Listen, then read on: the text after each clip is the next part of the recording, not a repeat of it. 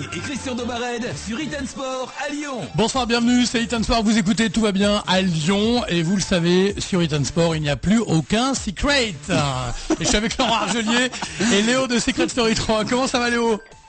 Ça va très bien. On est drôle, hein. Nous, on est quand même méga drôle. Oui. Non, mais c'est la seule star. Léo, pour nous, c'est la seule star de Secret Story 3. Voilà. Vous avez marqué l'histoire de Secret Story 3. Vous en avez conscience, Léo, d'entrée? Tiens, c'est la question, la première que je vous pose. J'ai pris conscience de l'impact que j'ai pu avoir au sein du jeu, évidemment, à ma sortie. Je me doutais par rapport au rôle que j'ai joué et que j'ai créé de toutes pièces qu'il allait avoir des répercussions, bonnes ou mauvaises. Et j'ai été agréablement surpris, on va dire, par ce que les gens pouvaient penser de moi. Alors justement, les gens pensent quoi de vous, sachant quand même qu'il y a le phénomène aussi, un inconnu qui devient, pour ainsi dire, en l'espace de quelques semaines, connu, donc évidemment. Donc il y a un peu un phénomène où les gens sont plutôt impressionnés, les gens ont plutôt envie d'être gentils avec vous. Comment ça se passe? Qu'est-ce qu'ils vous disent de si gentil vous concernant? Bah écoutez, honnêtement, déjà les opinions sont partagées et majoritairement les gens me soutiennent et m'ont envoyé de tout et rien sur mon MySpace, Facebook, mail et compagnie, des messages de soutien, des messages de compréhension par rapport au fait que humainement c'était une expérience qui pouvait être difficile et qu'on pouvait tous être amenés à craquer. Maintenant, il est vrai que le geste que j'ai eu par rapport à François Xavier, j'aurais jamais dû l'avoir, mais au sein d'un jeu, tu contrôles pas forcément tout. Et après, il y a la part des gens qui te souhaitent la mort et tout ce qui s'ensuit. Il y a carrément des gens, même dans la rue, qui vous insultent ou qui ont des attitudes plutôt négatives à votre égard? Il y en a, mais j'ai de bons amis pour s'occuper de ça.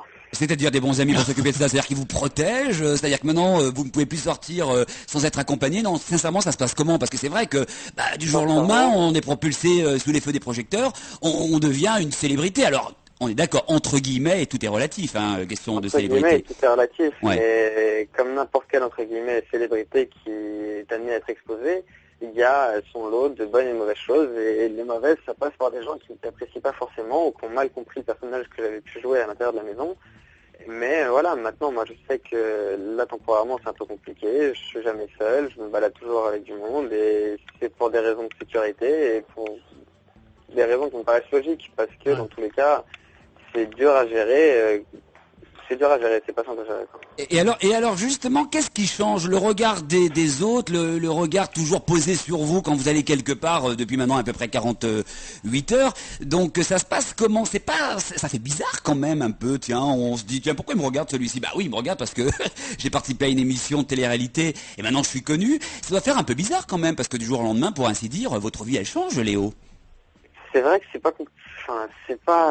pas évident à gérer, parce que du jour au lendemain, on est sous l'effet des projecteurs et on se doit des explications par rapport à des gens qui ont pu nous soutenir, qui ont pu être là pour nous, et des surcroît normales qu'on leur apporte les réponses au moment où ils te parlent dans la rue, qu'ils te demandent certaines informations. Et j'ai pas endossé le rôle d'un type aigri et méchant comme je l'ai pu l'être dans la maison. C'est pas du tout moi, donc j'essaie au maximum de prendre le temps, de m'arrêter, de parler, d'expliquer ce qu'il en est, de remercier les gens qui ont apprécié ce que j'ai pu faire pour eux, et de peser le pour et le contre, quoi. C'est ça qui est quand même terrible, parce que c'est vrai que dans la maison, vous étiez plutôt considéré comme quelqu'un de méchant, un peu vicieux, machiavélique, enfin très calculateur. Donc on a compris, c'était un rôle, parce que c'est pas ce que vous êtes réellement. Eh bien ça tombe très bien. Léo, alors vous êtes qui réellement? Comment vous pouvez vous définir en quelques mots? En quelques mots, je suis quelqu'un de beaucoup plus calme et serein que ce qui a pu être montré sur TF1.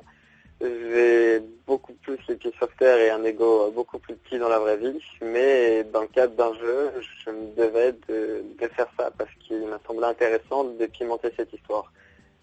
Alors c'est vrai qu'à un moment, vous pétez un plomb, hein, on va pas revenir dessus sur la bagarre avec FX, c'est regrettable, vous l'avez dit, donc d'ailleurs on vous le pardonne, hein. En tant que téléspectateur, on doit vous le pardonner puisque vous avez reconnu votre erreur, mais c'est quand même assez terrible parce que vous rentrez dans un rôle, vous rentrez dans un personnage, à un moment, quand on est enfermé comme vous l'êtes, je veux dire c'est bien gentil de jouer l'acteur, mais quand on est aussi quelqu'un peut-être d'impulsif et puis peut-être de plus honnête que vous avez donné l'impression d'être, est-ce qu'à un moment justement le naturel revient pas au galop et puis vous n'êtes pas là non plus pour vous laisser faire? C'est pas un peu comme ça que c'est passé les choses? La pression trop difficile à porter? les choses sont pas passées vraiment comme ça. Mon naturel, il a pas repris le dessus parce que sinon je pense que j'aurais posé les choses à plat et j'aurais changé radicalement de comportement. Le naturel, il a pris un peu dessus le soir du prime où j'étais confronté à tous les habitants de la maison où il est vrai, j'ai pas forcément défendu ma place avec ferveur et j'ai pas essayé de faire pleurer les chaumières parce qu'il y avait un peu un ras-le-bol de tout ce qui s'était passé et de toutes les pressions que j'avais pu subir au sein de la maison. Voilà. Alors autant dire, a priori, vous êtes quand même très content de quitter cette aventure. Très sincèrement, Léo, on se dit les choses sincèrement maintenant, c'est bon, on est plus dans un rôle.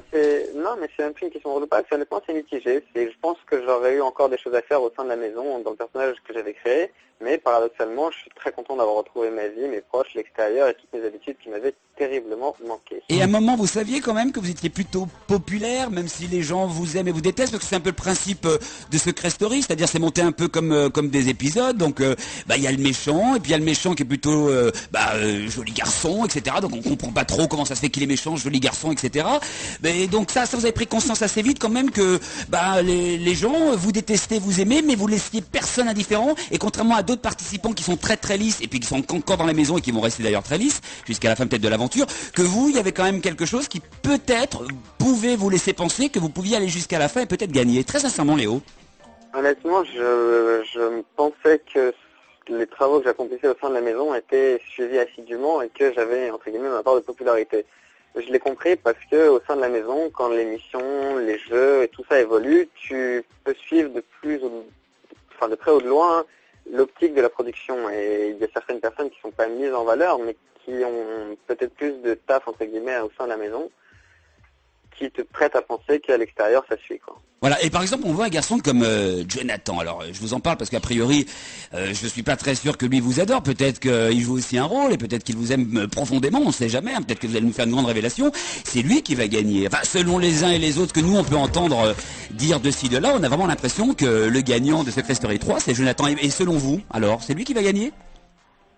La question m'a déjà été posée. En fait, c'est pas vraiment ça l'intitulé exact de la question. C'est pas qui je vois dans un futur proche gagner Secret Story, c'est qui j'aimerais voir gagner Secret Story. Bien et sûr. à mes yeux, les gens qui le méritent, c'est partagé en parts égales entre Didier, Élise, François-Xavier et Émilie. Voilà, d'accord. Bon, ça c'est pour les gens éventuellement qui pourraient mériter de gagner. Mais vous ne pensez pas justement que Jonathan va être le gagnant de Secret Story 3 ?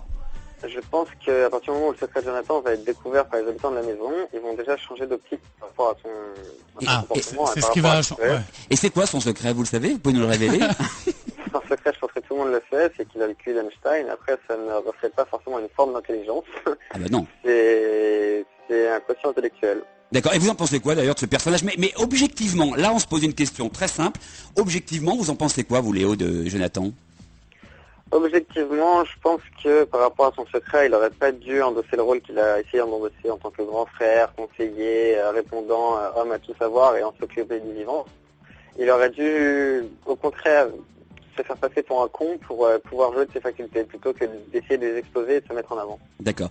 Et une question aussi incontournable, parce que c'est indissociable, hein, Jonathan Daniela, nous on l'a eu donc en direct dans l'émission, et c'est vrai qu'elle a dit, vous concernant, je la cite, hein, donc elle vous traite carrément de pourri, quoi. Elle pense que Léo est un pourri. Alors quand on entend ça, parce que vous avez entendu plein de choses, mais que elle puisse avoir ce genre de propos à votre égard, ben justement ça vous fait quoi ? Ça vous fait mal et surtout... Ça me fait ni chaud ni froid. Ça vous laisse ça vous laisse glacial, carrément.